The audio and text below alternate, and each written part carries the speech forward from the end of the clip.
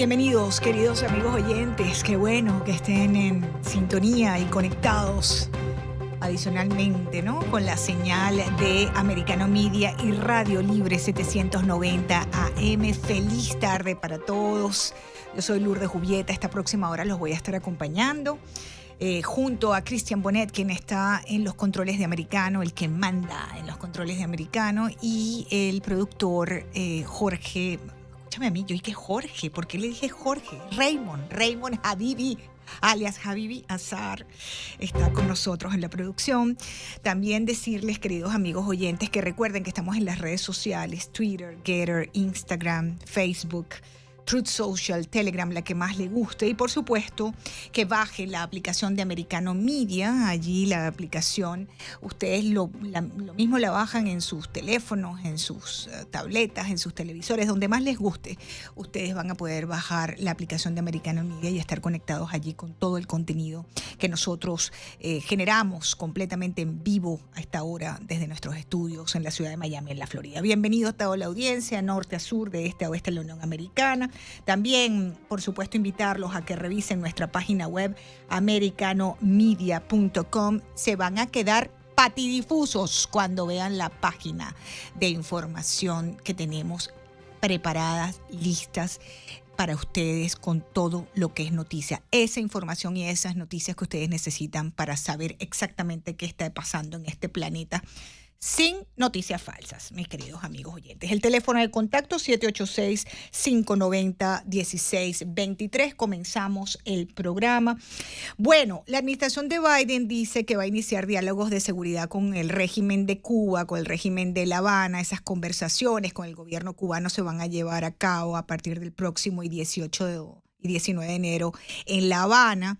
Así, pues se supo a través del Departamento de Estado, un correo electrónico enviado por el Departamento de Estado al Congreso, y el que, por supuesto, tuvimos acceso, y allí indica que esas reuniones, de esos primeros diálogos con el régimen criminal violador de todos los derechos humanos de Cuba, van a comenzar tan pronto como la próxima semana. Yo esperaría que en esas conversaciones se hablara sobre la situación de los presos políticos en Cuba. La gente de Prisoners Defenders, que es, yo diría, la organización más seria en materia de observación de derechos humanos y presos políticos en Cuba, ha denunciado que hay 1.057 presos políticos en Cuba, que la represión del régimen aterroriza y amordaza a la población civil, y esta prestigiosa ONG ha brindado este balance de la situación en la isla de Cuba. Su director está con nosotros a esta hora, el director de Prisoners Defender, Javier Larrondo, nos atiende a esta hora. Javier, qué bueno saludarte, es Lourdes Jubieta de Americano Media. Bienvenido. Hola Lourdes, un abrazo, gracias. Igualmente para ti. ¿Qué tan grave está la situación? Porque veo que lejos de disminuir las cifras de presos políticos, hay 29 nuevos presos políticos en Cuba. Cuéntanos, Javier. Correcto, y efectivamente en los últimos meses se está cumpliendo que más o menos la cifra de nuevos presos políticos viene a rondar cada mes los 30 nuevos presos políticos. Es decir, que la represión en Cuba está más álgida que nunca, y se está produciendo además sin que en estos momentos, porque ha habido meses que han salido a la calle, gente y tal, estos meses no estamos hablando, algunos meses no estamos hablando de que hayan salido a la calle, sin embargo, siguen con esas cifras, con ese ritmo. Es decir, ellos están haciendo una razzia sobre la población civil, están vigilándoles y están callando a todo aquel que les pueda poner en peligro, porque tienen mucho temor de lo que la población ya hoy en día sabe, y es que es un régimen absolutamente criminal. Es así, Javier, pero sabes que me quedo pensando, ¿cuál será el objetivo de esta arremetida contra los cubanos en Cuba, ¿no? ¿Es un objetivo o es una consecuencia? ¿Es poner más presión para multiplicar este éxodo de cubanos que, como estás perfectamente al tanto, no tiene precedentes? ¿Qué lectura tú le das a esto? Sí, de hecho mencionamos el tema del éxodo.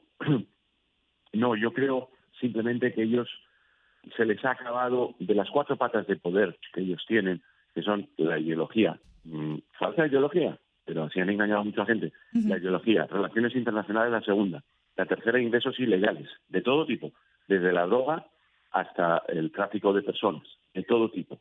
Y la cuarta, que es el poder militar, de las cuatro patas, la ideológica les permitía que no tuvieran que utilizar la cuarta, el poder militar, con toda su contundencia. Pero se está desmantelando. Ya ideológicamente Cuba empieza a haber cada vez más sectores de la izquierda europea que dicen esto es una barbarie. Sí. Esto es más fascismo o salvajismo, barbarie, que nada de lo que en el 59 prometió Sí. el señor con barbas, ¿no? Sí. De manera que en estos momentos lo que están haciendo es, para salvaguardar el poder, ya que no tienen la pata de sostén ideológica, lo que están haciendo es aplicar el máximo de pánico sobre la población para que la población no se mueva. Esa es la clave. Entonces no se movían porque algún porcentaje de ellos se creían la película e incluso pensaban casi que estaban en guerra con Estados Unidos, etcétera, etcétera. Pero es que eso ya no se lo cree nadie. Ya no hay ni siquiera un 30% de la población que crea eso. Es que ya no hay ni un 10% que crea eso. Entonces, lo único que les queda es el terror. Correcto, es decir, ese apoyo interno, ¿no? Dentro de Cuba, como tú dices, si acaso un 10%, y la manera de aferrarse quizás al poder es mediante esta represión tremenda que estamos observando, sobre todo de los sucesos del 11 de julio hace 2 años, ¿no? Que es cuando la cosa arreció, Javier, ¿no? Totalmente, sí. Los conatos empezaron antes porque el mundo juvenil, la juventud y en particular los artistas empezaron a movilizar mucho el ambiente. Y la juventud se unió, estaba emocionalmente, digamos, influenciada por todos esos artistas, con lo cual de la juventud ha nacido un movimiento que ha traspasado a la familia se le ha ocurrido tener la horrible ocurrencia, supuestamente, ¿no? En Cuba, de salir a la calle a expresarlo, y ahí es cuando la familia completa se ha dado cuenta, primos y otros que no salieron y tal. Oye, ¿pero qué es esto? Estamos con una banda de criminales en el poder. Exacto. Saben de los juicios, todo eso al final se ha traspasado a toda la población. Entonces, ¿qué les queda ahora? El terror, solamente les queda terror. No tienen nada, ni van a tener nada, porque el tipo de dirigentes que dirigen en Cuba son gente terroríficamente incompetente al mismo tiempo que mala. O sea, que es prácticamente imposible que sueñen en volver a tener ningún apoyo popular. Con lo cual lo que les queda es eso, el terror o una transición. Y la transición, mientras estén Machado Ventura, Valdés y Raúl Castro vivitos y coleando, no hay posibilidad. No van a dejar a nadie que haga una transición, claro. Estamos conversando con Javier Larrondo, director de Prisoners Defenders. Esta organización también ha detallado que de esos 1.057 prisioneros políticos que ellos dan cuenta en su lista del terror, hay niños y niñas y 36 menores. Una de las grandes aberraciones del régimen de La Habana, Javier. Sí, pero además no solamente es que sean niños que están o presos o procesados con medidas cautelares y tal, es que además de ellos 16 han sido condenados por sedición. Es increíble. Con una pena de 5 años de privación de libertad. Increíble. Entonces, estamos hablando de un nivel muy fuerte, muy fuerte. Estamos hablando de niños desde los 14, 15 años hasta los 17, encausados por sedición, nada menos. Sí. Salieron con sus familias, con sus padres a la calle para decir patria y vida y poco más. Sí. Una cosa tremenda. Javier, te agradezco mucho estos minutos, como siempre un placer conversar contigo. Gracias por tu trabajo, por lo que estás haciendo. La información que nos llega desde Prisoners Defenders es esta denuncia de que hay 1.057 presos políticos en Cuba, entre ellos niños, adolescentes, y que aumentaron 29 nuevos casos este mes de diciembre. Bien, antes de irme al corte, queridos amigos oyentes, al regreso vamos a estar hablando de esta situación que se ha presentado con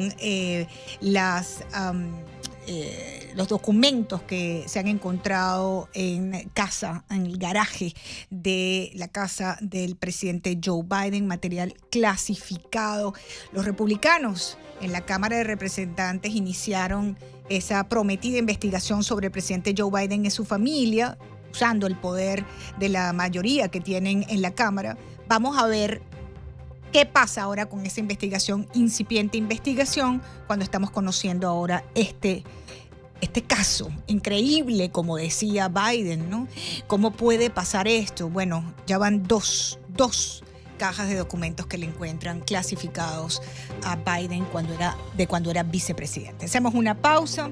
Esto es Americano Media y Radio Libre 790 AM. Ya volvemos. Gracias por la inmensa sintonía de este espacio informativo. Yo soy Lourdes Jubieta. Recuerden seguirnos en las redes sociales, Twitter, Getter, Instagram, Facebook, la que a usted más le guste, allí estamos. Por supuesto, americanomedia.com, y bajen la aplicación de Americano en sus teléfonos y en sus tabletas para que no se pierdan ni un minuto ni un segundo de toda nuestra programación. Bueno, queridos amigos oyentes, tarararán, adivinen qué. El presidente Joe Biden reconoció que un documento con marcas clasificadas de su época como vicepresidente fue encontrado en la biblioteca personal en su casa en Wilmington, Delaware, junto con otros documentos encontrados en su garaje de su casa días después de que se diera a conocer que encontraron información también clasificada en la oficina de su antiguo instituto en Washington. Durante la reunión de los tres amigos, dijo que estaba sorprendido, que él no entendía nada de cómo eso había podido ocurrir, que no sabía, no entendía, no sé, no comprendo. Me informaron sobre el descubrimiento y me sorprendió saber que hay documentos del gobierno que fueron llevados a esa oficina, escurriendo la responsabilidad, ¿no? Hoy ha reconocido que se han encontrado esos documentos clasificados de su época como vicepresidente. Jorge Bonilla, director de Media Research Center, analista político, está ahora con nosotros. Jorge, el invitado más buscado y querido y requerido en Miami. Jorge, querido, bienvenido, felicidades, no te había felicitado. Hace un año que no hablamos. Óyeme, sí, como demasiado. Los oyentes dicen, ¿pero qué es esto? ¿Dónde está Jorge? No, pues aquí estamos para hablar de este escandalazo que está reventando aquí frente a nuestros ojos. Oye, nos está explotando en la cara, pero somos nosotros los escandalizados, porque la prensa liberal pareciera que no es nada importante. Tenemos una prensa de régimen que ha cubierto esto de forma bien distinta a como hubiera cubierto quizás el escándalo de los documentos de Mar-a-Lago, los documentos de Trump. Acabo de oír, por ejemplo, el noticiero, que de hecho, fíjate que entre los medios hispanos, quien mejor había estado para cubrir esto es Univisión, aunque no lo crea. Sí. Con los segmentos especialmente de Pedro Rojas, en el noticiero Univisión principal de las 6:30 de la noche, los video packages de él han sido bastante equilibrados, bien justo, bien por el centro, independientemente de cómo los presentadores quieran frame, o sea, son tan clean que no hay por dónde, y hay que felicitar a Pedro Rojas de Univisión por eso, pero en el resto del canal, el resto de la cadena lo que ha hecho es, por lo menos lo que yo he visto, es ser prensa de régimen. Carolina Sarasa cerró su reportaje diciendo, cabe señalar que los documentos tanto de la entrega de la oficina como el otro lote estaban bajo llave. Con eso ya cerró el reporte ahora en la edición de mediodía de Univisión Nacional, pero lo que no te dice Carolina Sarasa es que por lo menos una de esas llaves, específicamente la llave de la oficina de UPenn en Washington, D.C., esa llave la tenían los chinos. ¿Y cómo sabemos eso? Sabemos eso por los documentos que se encontraron y vuelve el fantasma de la portátil de Hunter Biden, donde se revela que en el arrendamiento de esa oficina de UPenn estaba Hunter Biden con acceso al vicepresidente Biden y a varios funcionarios y empresarios chinos de la CFC con quienes Hunter había firmado un contrato. O sea, y después salió otro reportaje indicando que los chinos habían dado una millonada para tener acceso a Joe Biden y a la oficina, y estamos hablando de que los chinos tenían llave a este lugar en donde estaban guardados estos documentos posiblemente clasificados. Mira, comenzando este nuevo Congreso, los republicanos, con mayoría allí en la Cámara, dicen que iban a iniciar, ¿no?, su prometida investigación sobre el presidente Joe Biden y su familia. Sí. Eh, Mientras, bueno, van allanando el camino, porque me imagino que habrán estas audiencias públicas, ¿no?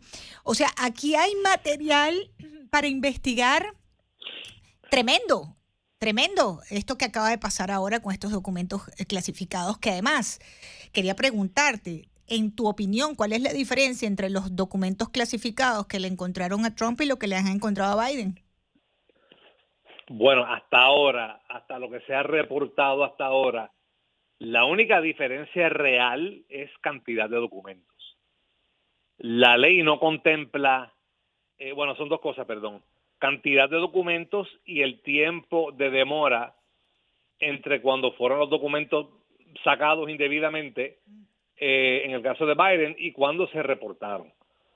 Trump se lleva los documentos a final de su presidencia, y de que estamos hablando de un año y pico, antes de que explotara todo el lío de Mar-a-Lago y le hicieron el allanamiento, allanaron la mansión, las gavetas, le rebuscaron el closet a Melania. Sí. ¿En qué momento, Lourdes, el FBI va a allanar la gaveta de lencería de Joe Biden?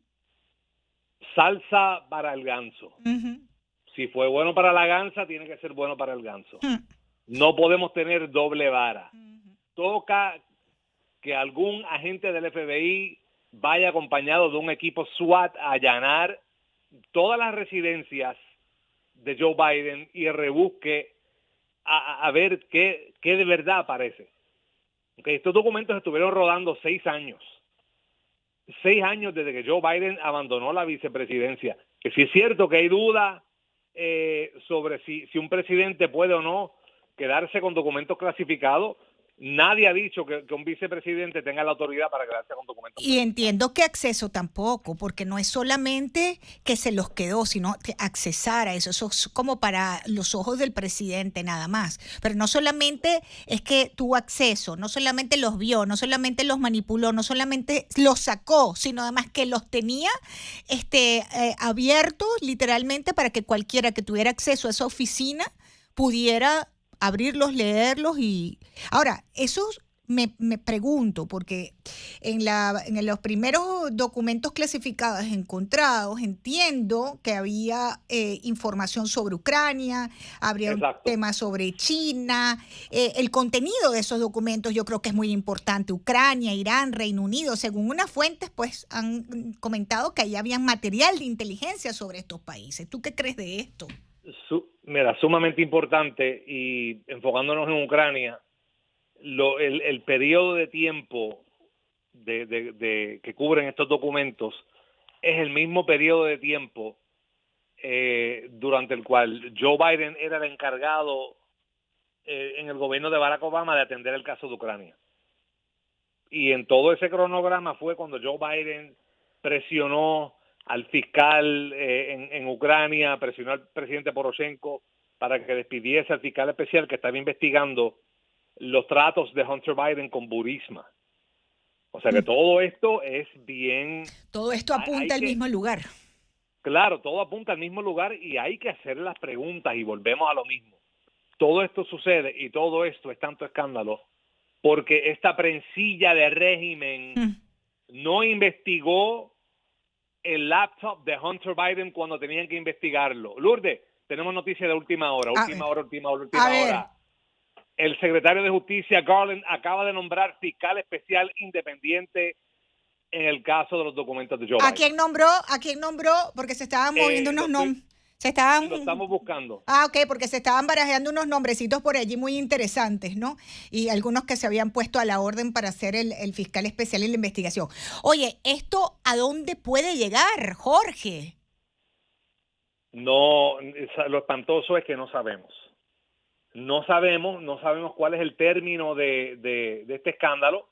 Y repito, porque nunca se ventiló debidamente que fue cuando ocurrió la portátil de Hunter Biden. Todo esto vuelve a la portátil de Hunter Biden. En Puerto Rico hay un refrán que dice que al que no quiere caldo le dan 3 tazas. No quisieron reportar la portátil de Hunter Biden y ahora esa negligencia les explotó en la cara y ahora van a tener que lidiar con eso, quieran o no quieran. Eventualmente todo vuelve, todo ese detalle, todas esas, las respuestas están ahí. Ahí fue que salió la información, según publicó la periodista Miranda Devine del New York Post, que la autora del libro The Laptop from Hell, Sí. o La portátil del infierno. Ahí ella detalla exactamente el acuerdo de arrendamiento de la oficina de UPenn, donde estaba Hunter Biden y estaba Sí. Ese es el hilo común en todo esto. Donde se encontraron estos documentos son lugares a los que Hunter Biden tenía o tiene acceso. La casa de Wilmington, la oficina de UPenn, esto pique y se extiende, Lourdes.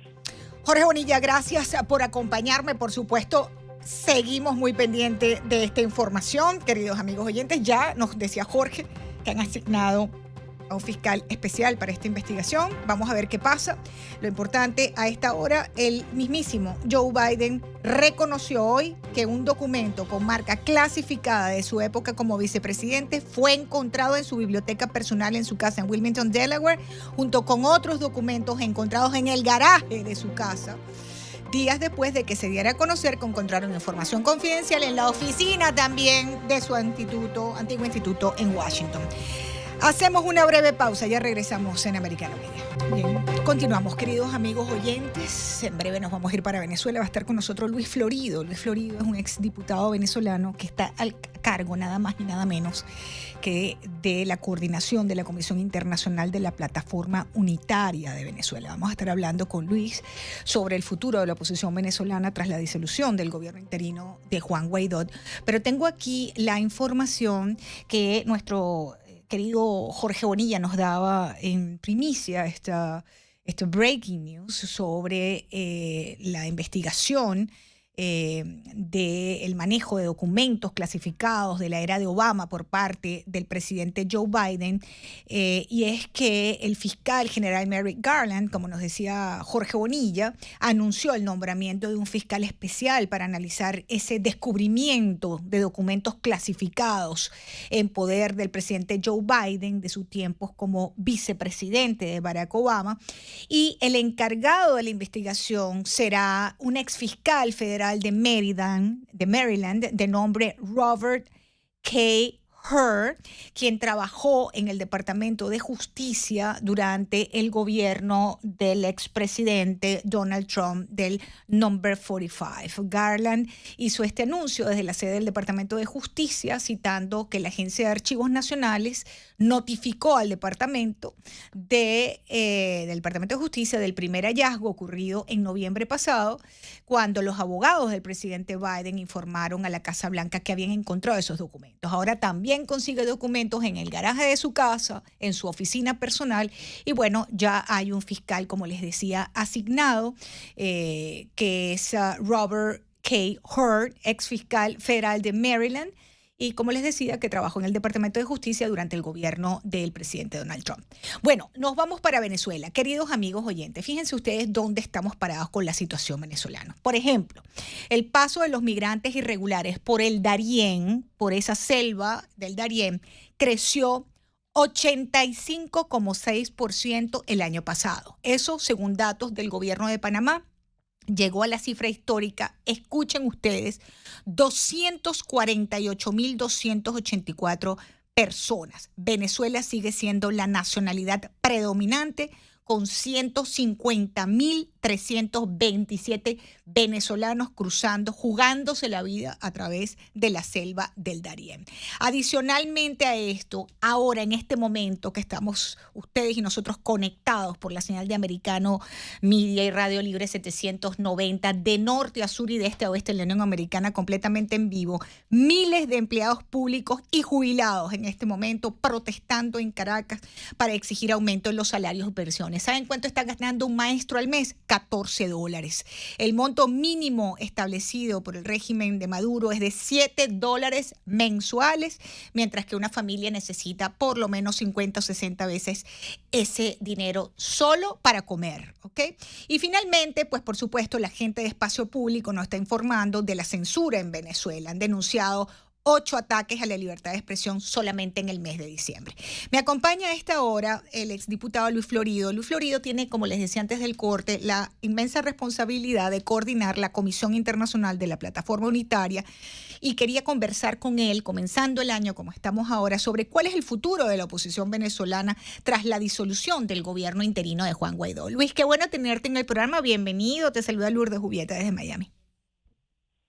¿Cómo estás, Lourdes? Un gran saludo a todos y feliz año para todos aquellos que nos están escuchando en tu prestigioso programa. Gracias, Luis, igualmente para ti. Muchos éxitos. Todos queremos que tengan éxitos en lo que están haciendo, que sea muy exitoso y que tengamos objetivos importantes logrados para el bienestar de Venezuela y de los venezolanos. Fíjate esas 3 noticias nada más que le acabo de poner sobre la mesa en nuestra audiencia, en la Unión Americana, para poder entender lo que está pasando en Venezuela, la crisis que tenemos en Venezuela y por qué hay que buscarle una salida política a esta situación. ¿Cómo tú ves en este momento, Luis, la situación tras esta disolución del gobierno interino, esta nueva etapa en la oposición venezolana? ¿Hacia dónde vamos? Bueno, mira, tal cual como tú lo decías, Venezuela sigue siendo un país con problemas extremadamente graves, como solo decirle a la gente que te está escuchando que un maestro gana $0.50 por día. La gente tiene que darse una idea de lo que eso significa. Cuando usted va a cualquier supermercado y cualquier compra pequeña, por pequeña que sea, no le salen menos de 15, $20. Y estamos hablando de algo muy básico. Es decir, que estamos viendo una situación dentro de Venezuela que está generando una necesidad, la necesidad de seguirse yendo del país, en el caso de los migrantes venezolanos que siguen saliendo y siguen arriesgando sus vidas. Yo he tenido gente amiga que ha hecho el recorrido por la selva del Darién y que ha llegado pues hasta el río Grande o el río Bravo, según el lado de la frontera que se esté. Es decir, que Venezuela sigue siendo un país con múltiples problemas, decreció más del 80% del Producto Interno Bruto, más del 80% de pobreza, una inflación que ha llegado hasta 7 dígitos en algún momento, hoy se encuentra aún en 3 dígitos. Es decir, nos hemos acostumbrado a vivir en hiperinflación, aún en una economía que se ha ido dolarizando. Sí. Evidentemente que después de 4 años en la Asamblea Nacional de que se le dio la confianza a Juan Guaidó, que por cierto yo destaco su rol como persona valiente dentro de Venezuela, sencillamente se decidió hacer un cambio en la política, porque ya era insostenible mantener un gobierno interino que no estaba generando la principal respuesta a los venezolanos, que es la posibilidad del cambio político. Yo te doy el ejemplo y se lo recuerdo a cada persona que puedo. Nosotros en el 2011 decidimos dar un giro a la política, volvimos al tema electoral con las elecciones regionales. Habían unos que no llamaban a votar, otros que sí llamaban a votar. Entre otros, de los que no llamaban a votar era el presidente interino Juan Guaidó, cuando la oposición venezolana había decidido ir y participar. Bueno, ocurrió un hecho sobrevenido que fue lo de Barinas. Barinas es donde está la familia Chávez, donde vive la familia Chávez. El candidato, por cierto, del partido que convocaba a la abstención, él decidió participar y ganó esas elecciones. Esas elecciones se le desconocieron. Y posteriormente a que se le desconocieron, todos se dieron cuenta de la importancia de un Estado como Barinas, de que fuéramos juntos, y para ya las elecciones en enero del 2022, todo el mundo lo fue a ayudar. Y todos participaron a ayudarlo. Y derrotamos a los Chávez, y derrotamos a Maduro, y derrotamos al candidato, uno de los favoritos, por cierto, los más cercanos a Maduro. Es decir, que sí se puede derrotar electoralmente a esta gente, aún con los poderes públicos a su servicio y a su favor. Bueno, no es la primera experiencia en América Latina, ya ocurrió en el Chile de Pinochet, cuando él manejaba el área electoral a través del Ministerio del Interior. Venezuela entra en esta nueva política y por eso nosotros tenemos que avanzar en función del objetivo que tenemos, que es el objetivo de derrotar a Maduro de cara al 2024. Y en ese sentido nos estamos organizando.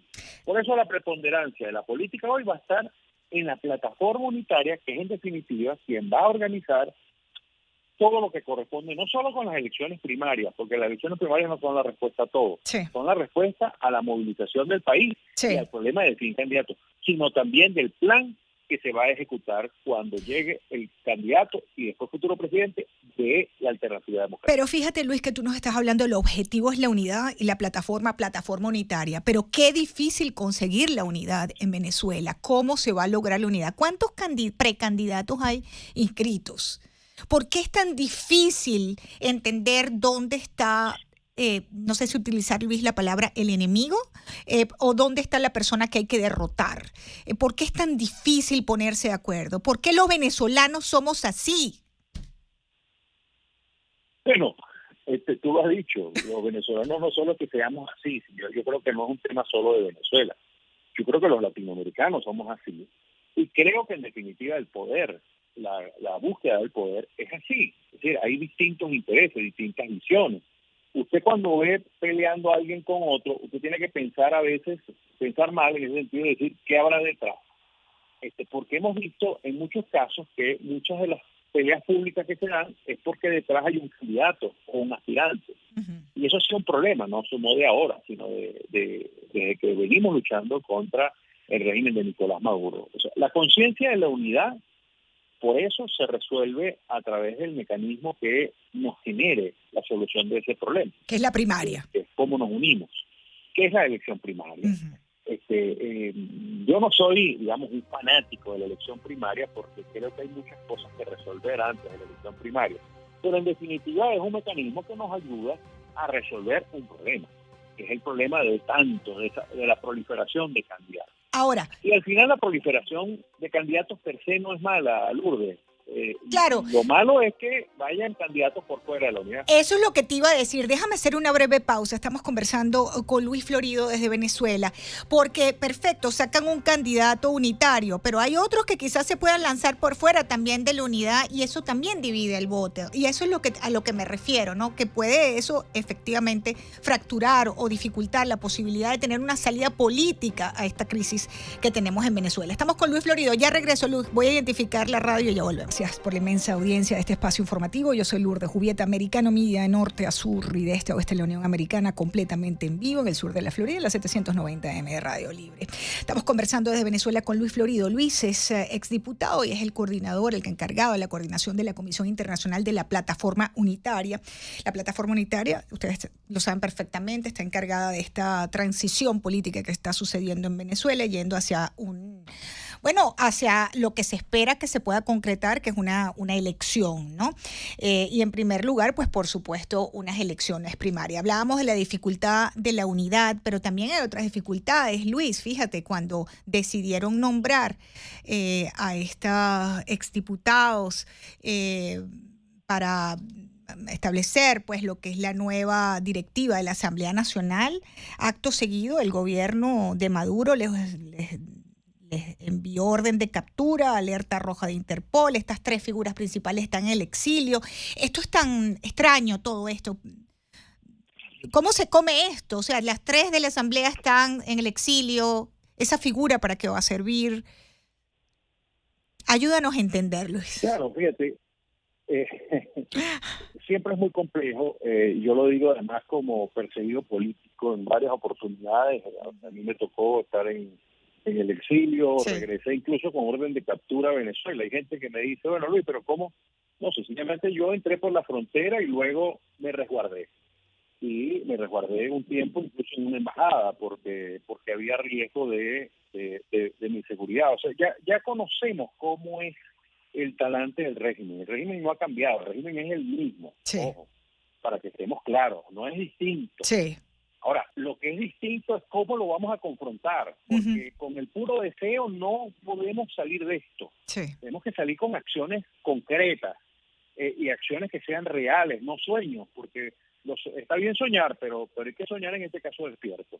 En el caso de las tres diputadas, pues luego de que se decidió no renovar el tema del gobierno encargado, pues evidentemente que eso implicaba un riesgo superior para quienes se mantuvieran en una directiva, además de un cuerpo que para nosotros sigue siendo legítimo, para el mundo sigue siendo legítimo, a pesar de que nosotros no tengamos control territorial en Venezuela. Uh-huh. Y se decidió que la directiva fuese encabezada por mujeres que además han sido muy luchadoras todas y que Sí. todas tienen las credenciales suficientes para esto. Entonces, ellos van a tener una tarea muy importante, muy seria, en lo que corresponde no solo al resguardo de activos, sino también en todas las acciones que desde la Asamblea Nacional sirvan para empoderar a la plataforma unitaria, que reitero, la plataforma unitaria va a ser el centro del debate alrededor de la reconstrucción del camino electoral en Venezuela. Ahora, Luis Florido, déjame hacerte una pregunta que te hace un oyente por las redes sociales. ¿Qué pasa con los diálogos en México? ¿Qué pasa con los presos políticos? ¿Qué pasa con la amnistía? ¿Qué pasa con los exiliados? Pareciera que se le está dando tanto al gobierno de Maduro, se le están levantando sanciones, se está facilitando una cantidad de cosas que ellos han pedido en esta negociación, pero para el lado de la oposición existe la percepción de que no hay nada a cambio. ¿Cómo lo ves tú? ¿Qué es lo que está pasando? ¿Qué no sabemos? ¿Qué nos puedes decir? Mira, Lourdes, las negociaciones son complejas. Yo me he preparado para todo el tema de negociaciones y he estado en varias de los procesos de negociación, en algunos dentro como protagonista y en otros de backup, ayudando pues a quienes asistieron en su momento. Hoy hay otro proceso, que es un proceso delicado.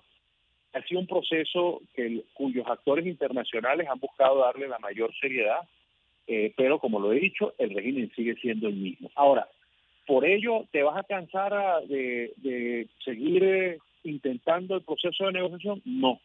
Es un proceso que no debe pararse. O sea, la primera premisa que tú aprendes en un proceso de negociación es que tú no te paras de la silla hasta que logres tus objetivos o parte de tus objetivos.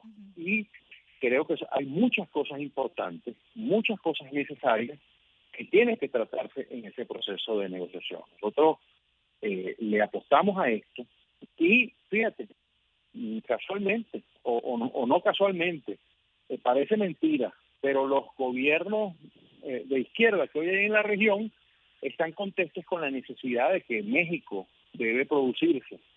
Y eso es una presión adicional que nos ayuda, porque el régimen le presta más atención a un Petro hoy que antes al presidente anterior. Uh-huh. Entonces, que estos países que han accedido al poder a través del voto, porque todos Sí. accedieron al poder a través del voto, pueden incidir positivamente en función del objetivo que nosotros nos hemos trazado, que es que Venezuela recupere su democracia a través del mismo voto, que la única institución que queda viva en Venezuela es el voto.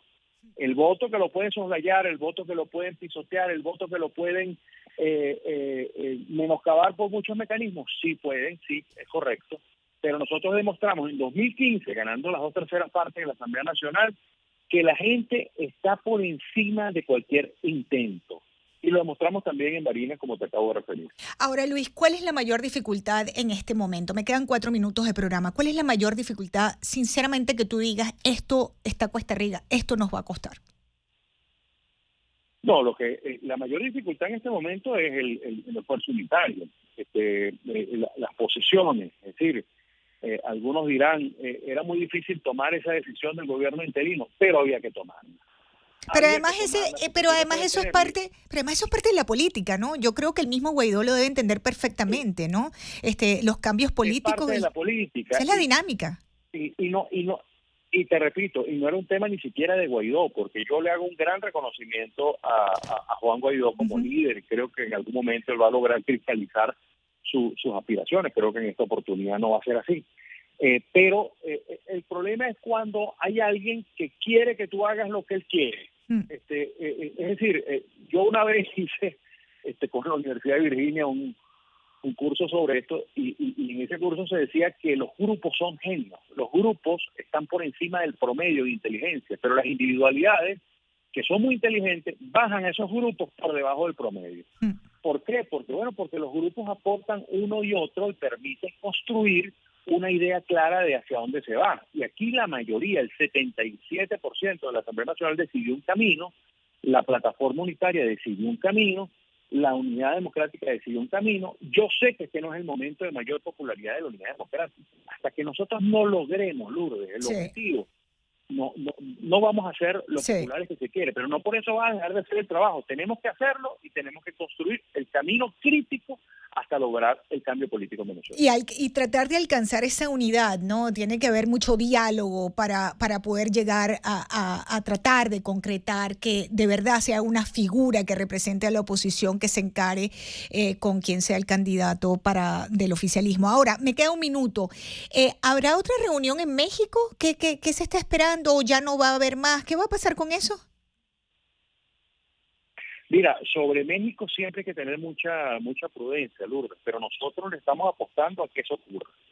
Y los países de América Latina y de Europa y los Estados Unidos, los países de Norteamérica, también le están apostando a que eso ocurra. Yo espero que se vuelva a instalar y que se definan unos acuerdos en favor y en beneficio de todo el pueblo venezolano y, por supuesto, de la ruta que hemos venido trazando.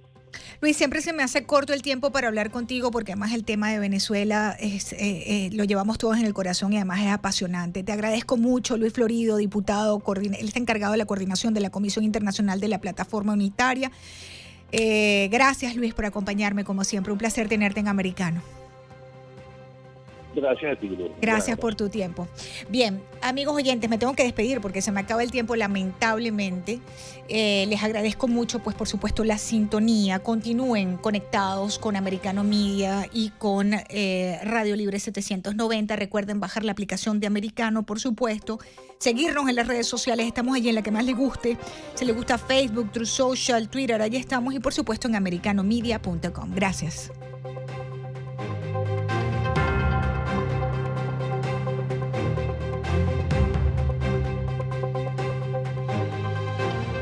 Americano. Accede a toda nuestra programación a través de nuestra página web americanomedia.com, nuestra aplicación móvil Americano Media, Roku, Amazon Fire, Google TV y Apple TV.